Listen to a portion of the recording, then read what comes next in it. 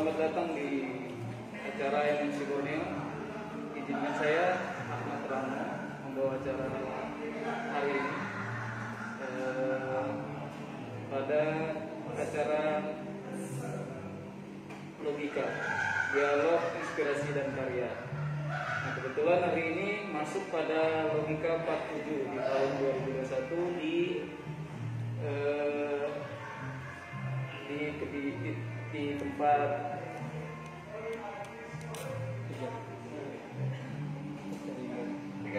Kediri Gari. Kebetulan hari ini hadir narasumber kita dari Ketua Desi, Abang Nasri ya, Abang Nasri. Hari ini kita akan mengangkat tema kekurangan anggaran desa pengaruhi kinerja. Nah, jadi mungkin sedikit saya mengangkat sedikit ketua terkait masalah desa. Sebelumnya kita sempat diskusi terkait desa, bahwa desa ini menurut ketua bahwa merupakan ujung tombak sebuah pembangunan. Mungkin ketua sendiri mungkin bisa menggambarkan seperti apa sih yang diinginkan ketua Bang Nasri sendiri terkait bagaimana desa ini menjadi ujung tombaknya sebuah pembangunan. Nah, sebelum ketua menjelaskan, izinkan saya untuk membuka masker supaya lebih mudah untuk menjelaskannya. Nah, sekalipun hari ini kita sudah menjalankan prokes,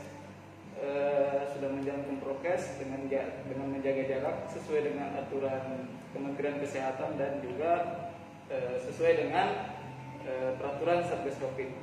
Mungkin saya persilakan kepada Bang Nasri. Ya, mungkin bisa langsung Bang Nasri. Oke, terima kasih. Ini yang pertama kalinya kita berdiskusi tentang desa. Berkaitan dengan kekurangan anggaran ini memang menjadi satu polemik di desa, karena memang kekurangan anggaran ini cukup mempengaruhi kinerja daripada pemerintahan desa yang terdiri dari 139 desa di Kabupaten Pasir. Sementara memang pemerintah selalu memang menggamang-gamangkan kalau pembangunan ini dimulai dari desa. Namun dalam hal ini pembangunan yang dimulai dari desa itu kalau tidak didukung dengan anggaran, ini akan menjadi suatu persoalan. Mengingat memang di desa itu ada beberapa kelembagaan, kemudian guru ngaji, kemudian BPD-nya, itu semua bersumber dari ADD. Jadi anggaran ADD inilah yang menopang pembangunan desa ya, Ketua. Ada dua sumber ya yang bersumber dari pemerintah, ADD dan DD. Tapi DD ini kan sudah ada checklistnya. Artinya memang kalau DD tidak bisa kita gunakan untuk hal-hal sifatnya honor, kemudian bantuan-bantuan yang bersifat memang tidak pro rakyat. Kecuali memang dia SDM, itu bisa. Ya, tapi kalau bersifat dia untuk penghasilan dari perangkat desa, kemudian lembagaan pun tidak bisa. Nah, jadi dengan kita hari ini mengangkat tema bahwa kekurangan anggaran desa itu mempengaruhi kinerja, apakah anggaran yang dimaksud ini anggaran ADD atau DD? Ini mungkin bisa dijelaskan. Anggaran yang kurang itu ADD. ADD ini kan untuk operasional desa.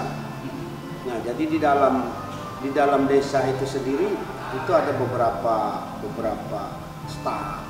Nah, kalau kita kumpulkan dampak dari kekurangan anggaran ini kan BPD saja kita se-Kabupaten Pasir ini 840-an. Nah ini yang bersumber dari ADD. Kemudian perangkat kita lebih 700 yang juga mengharapkan penghasilan mereka dari ADD.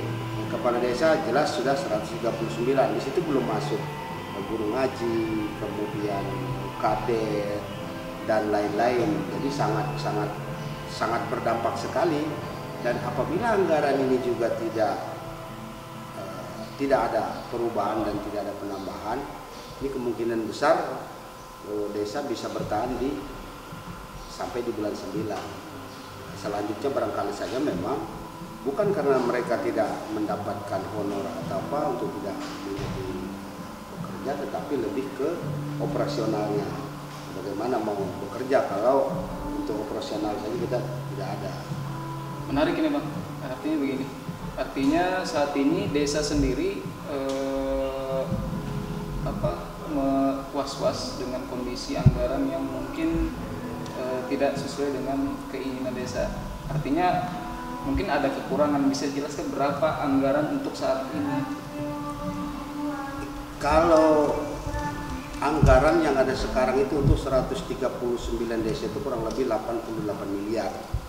Artinya memang ini bersumber dari DBH.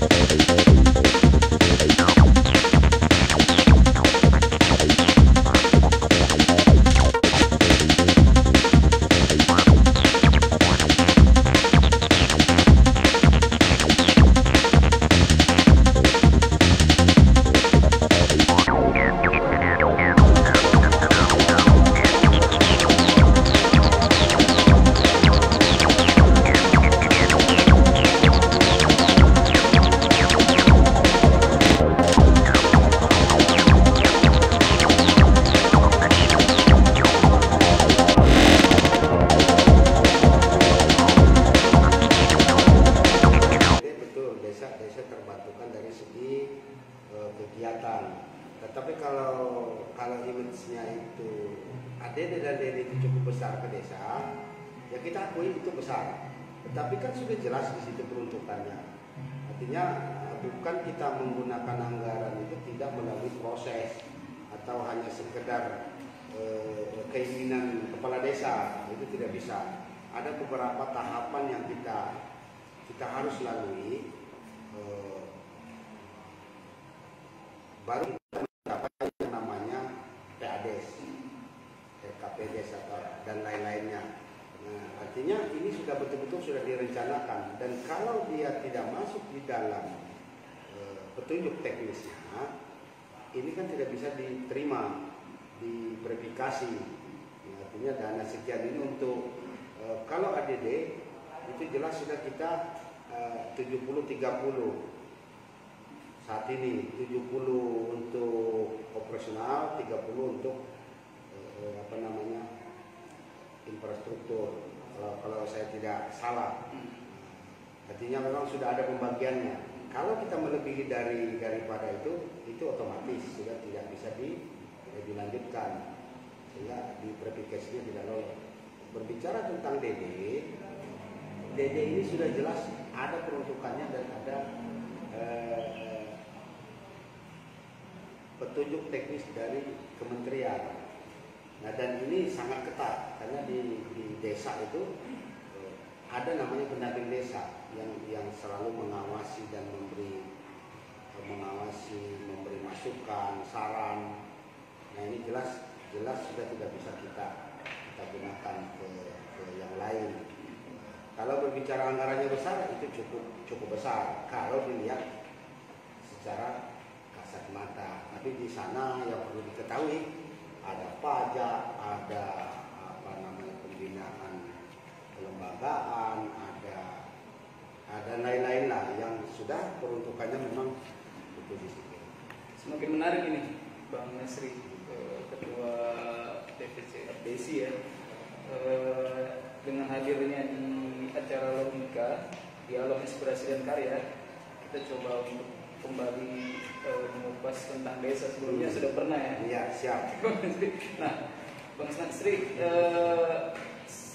hal apa yang akan dilakukan nih dengan mengkomunikasikan kepada pemerintah, apalagi sebagai koordinator seluruh desa, artinya aspirasi dari desa, yang mana desa pasti juga berteriak terkait persoalan kekurangan anggaran. Siap, pasti. Kan saya dapat informasinya bahwa ada di salah satu desa justru dia tidak ada perjalanan desanya, perjalanan keluar kan. Nah, kemudian yang kedua, bahkan ada juga merumahkan salah satu stafnya.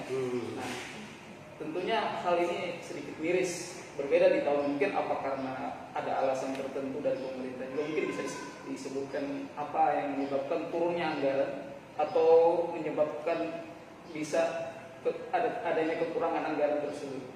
Nah, kemudian apa upaya dari Ketua ADC sendiri? Kekurangan anggarannya sebenarnya bukan dikarenakan memang pemerintah kabupaten ya, tapi dia lebih kepada pemerintah pusat. Seperti yang saya sampaikan di awal tadi, ada pagu itu minimal 10% dari DBH. Saat ini kita memang 1,1 triliun, tapi dipotong dah. Kemudian misalnya 880 miliar sekian. Dari situlah diambil 10%. Tapi ini bisa diakomodir dan dibantu oleh pemerintah. Karena bahasanya 10%, minimal 10%. Nah, selama ini kita belum pernah lebih dari 10%. Mungkin di periode lalu ada sekitar 10,2 ya, 10,2.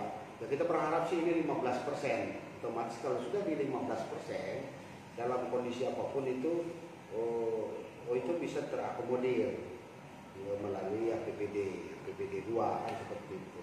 Nah, ada beberapa desa yang melakukan pemangkasan ini adalah satu cara supaya desa tetap stabil.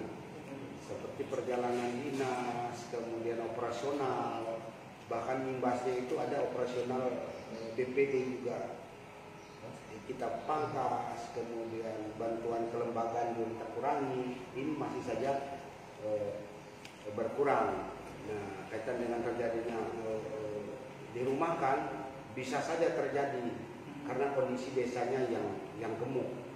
Nah, artinya gemuk itu bisa di dalam desa itu bisa mencapai 27 RT atau 25 RT.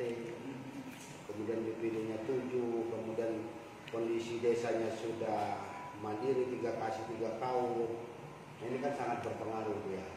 Ada dusun, sehingga anggaran-anggaran itu memang habis untuk operasional desa. Terus upaya hal apa yang sudah diupayakan?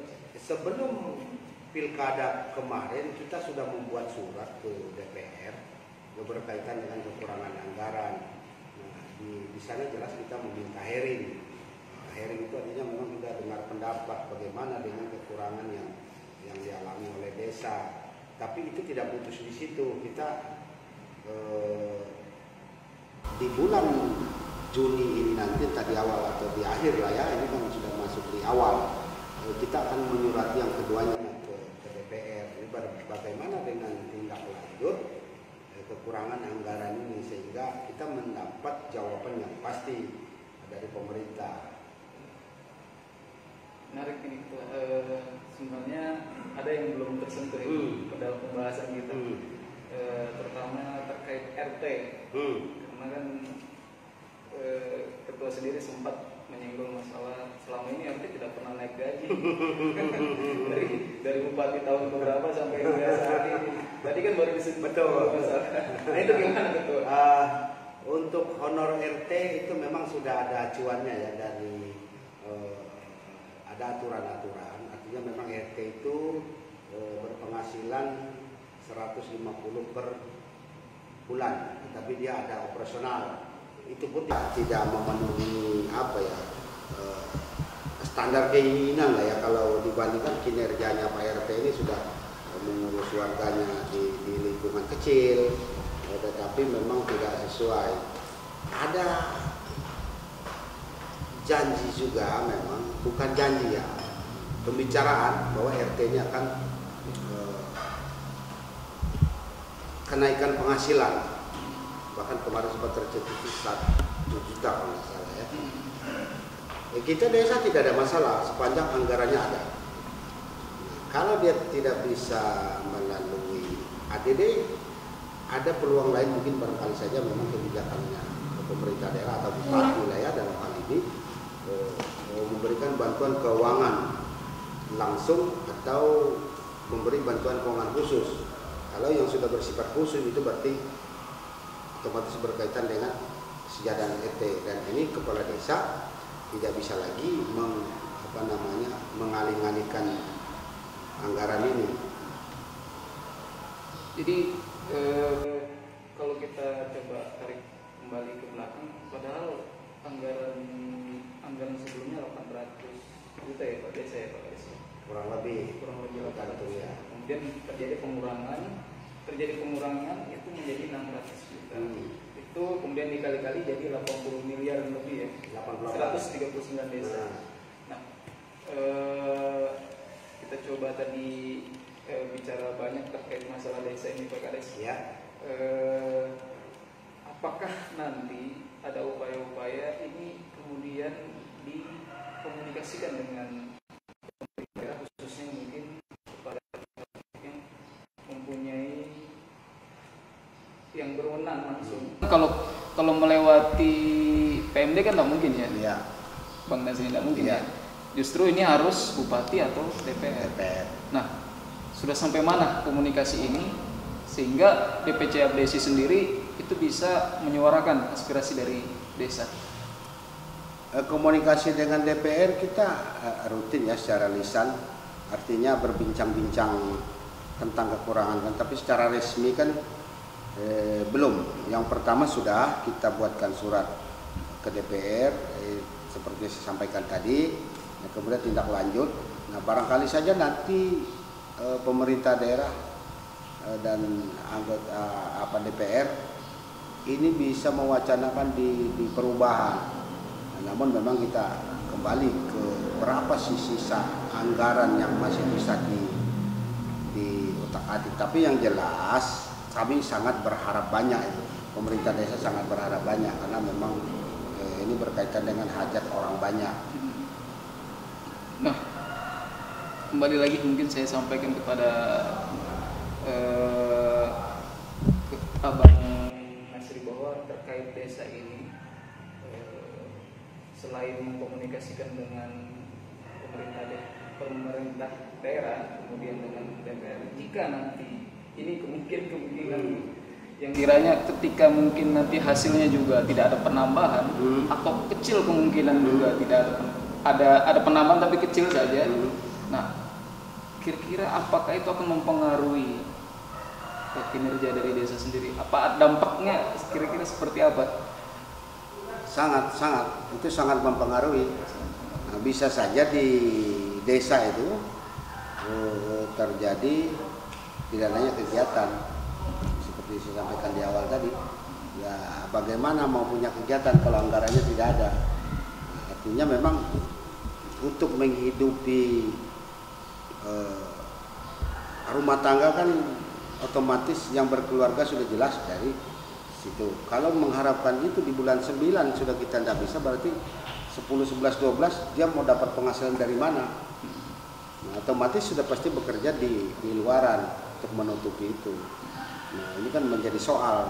Ya, artinya saya rasa tidak terlalu sulit kalau pemerintah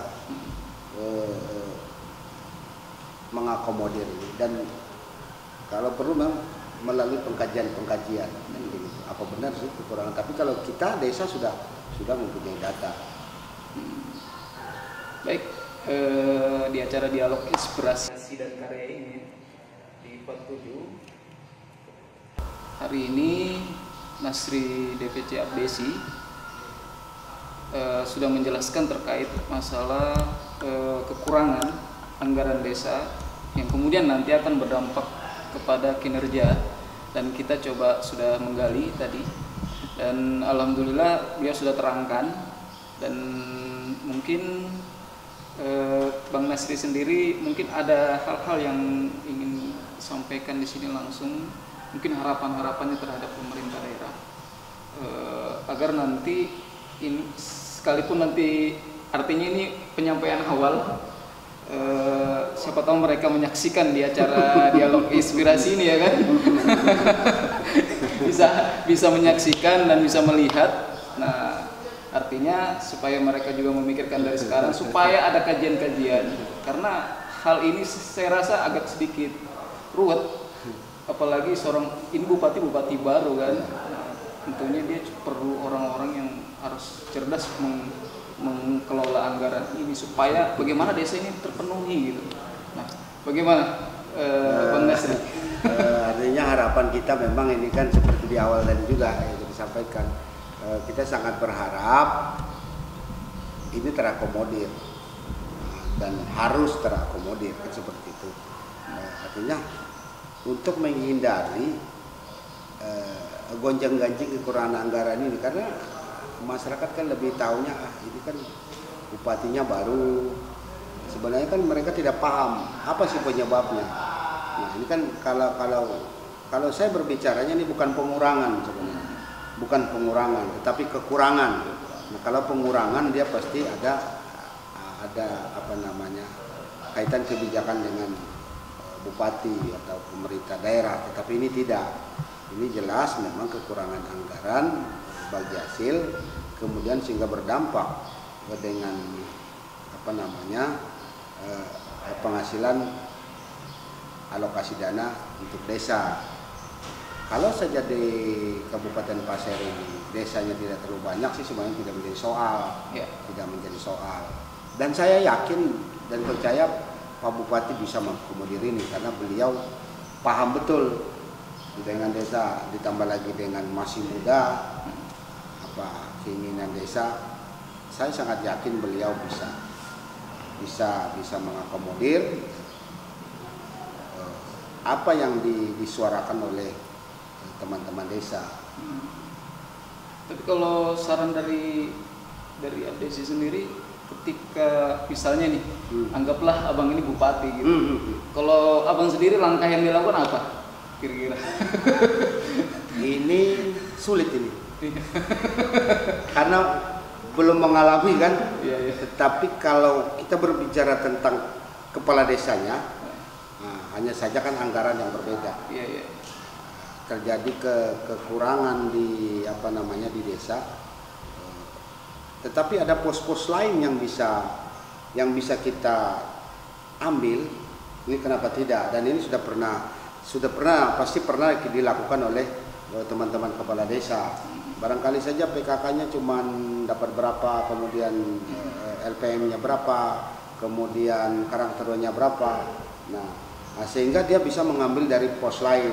Pos lain ini bisa saja dia dari perjalanan dinas, dari belanja pegawai, dari operasional desa. Nah, tapi ini kan ditanya berkaitan dengan bagaimana kalau saya jadi bupati. Iya. Nah, ini cukup menarik. Bisa saja saya jadi bupati tadi tahun berapa lah ya, doakan itu. Iya. Tetapi kalau berbicara kebijakan, memang ada hal-hal yang perlu, yang bersifat urgen, karena lebih kita berbicara kepentingan orang banyak. Nah. Iya. Ada ini mungkin untuk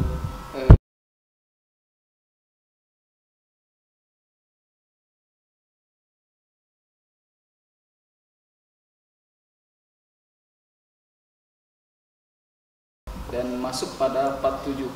Nah, kemudian juga kembali kita mengingatkan kepada masyarakat agar selalu menjaga kesehatan, kemudian mengikuti himbauan pemerintah, mengikuti himbauan pemerintah pusat, kemudian seperti apa yang dihimbaukan oleh Kementerian Kesehatan, kemudian Satgas Covid. Mungkin kita minta kesempatannya juga ini untuk Ketua ADSI Covid untuk menyampaikan terkait vaksin. Oh iya. Mungkin sebelum kita menyampaikan itu kita menggunakan masker. Boleh. Karena sesuai dengan himbauan juga. Jadi gini, kalau kita bicara Covid, salah satu yang memakan anggaran ini kan Covid. Iya, Pak. Nah, tapi kita berharap ini kan cepat berlalu. Iya. Cepatnya berlalu Covid ini, kita butuh memang kesadaran kita, kesadaran masyarakat, dan kita tahu juga di Kabupaten Pasir ini tingkat vaksin itu terendah, se-Kalimantan Timur. Nah, di kesempatan ini saya mengajak pada seluruh masyarakat Kabupaten Pasir untuk sadar melakukan vaksin. Artinya bagaimana kita cepat keluar dari bencana Covid ini. Barangkali saja memang kita harus mengikuti program pemerintah, yaitu melakukan vaksin di seluruh desa, kecamatan, dan ini ada beberapa cara dan pos-pos barangkali yang masyarakat kesulitan dan tidak mengerti. Kita ada Babinsa, Babin Kantipmas di desa. Ini bisa kita daftarkan melalui Bapak Pembina Desa. Kalau dari TNI-nya kan ada Babinsa, kemudian dari kepolisian itu ada Babin Kantipmas. Jadi bisa melalui itu untuk mendaftarkan diri, tidak harus didaftar. Dan kita juga di desa ada juga untuk pendaftaran yang online. Jadi saya berharap dan saya memohon kepada seluruh masyarakat untuk sadar vaksin. Ya, itu dari Ketua ADSI Bang Nasri ya di acara Logika di 47 hari ini. Dan saya pembawa acara Ahmad Rahmi, mohon maaf atas jika ada penyampaian yang tidak sesuai, dan saya juga minta maaf ini Bang Nasri kalau jika ada yang salah. Pada hari ini kita